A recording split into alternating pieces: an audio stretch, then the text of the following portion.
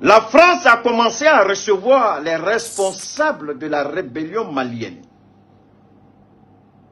Parce que le président, paix à son âme, qu'il repose en paix, le général ATT a commencé à se rapprocher du guide libyen Muammar Kadhafi. Le criminel sanguinaire assassin Nicolas Sarkozy a trouvé que c'était inadmissible.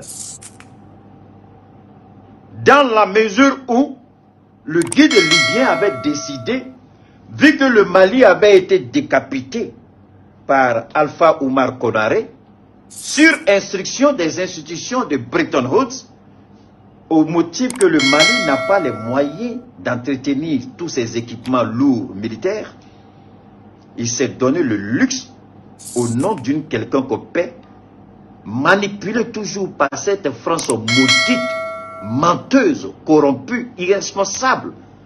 Alpha Oumar Konaré est tombé dans le piège. Mais c'est un grand garçon.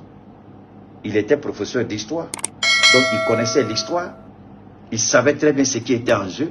Mais il a plutôt regardé la grosseur de son ventre et puis le compte bancaire. Et puis, qu'est-ce que j'ai à perdre? Alors qu'il sait pertinemment qu'aucune paix dans ces conditions n'était possible.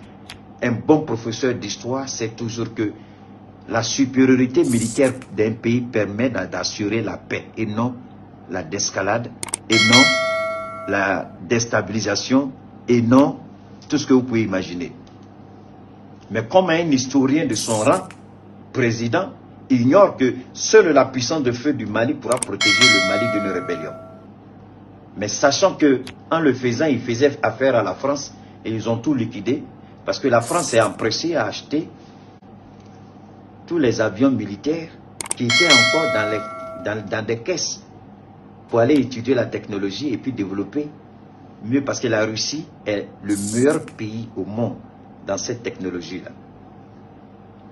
Oui, oui, même les Américains. Les Américains, ils ont la grande gueule, mais les Russes sont les premiers au monde. Donc, quand ATT est venu, il a constaté le dégât causé par Konaré. ATT a décidé d'équiper notre armée, mais il y avait un embargo sur le Mali. C'est ce que j'ai dit la dernière fois. Il y avait un embargo militaire, un embargo sur les armes. Le Mali n'était pas autorisé. Un pays qui était exposé à une rébellion, on empêche à ce pays de s'équiper comme il se devait.